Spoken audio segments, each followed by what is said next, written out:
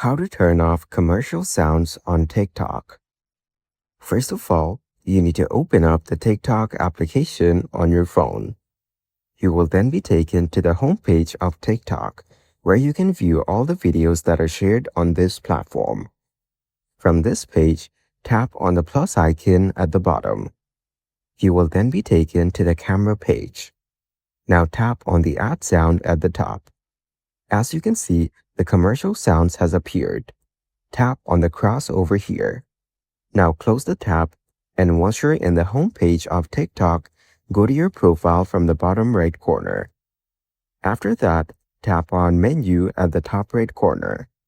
Then, select the option Settings and Privacy. Once you're in this page, go over to Account. Then, you need to select the option Switch to Personal Account.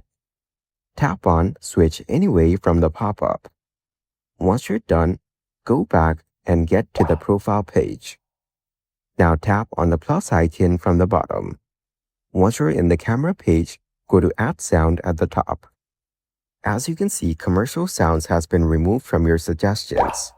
So, by following these steps, you can easily turn off commercial sounds on TikTok.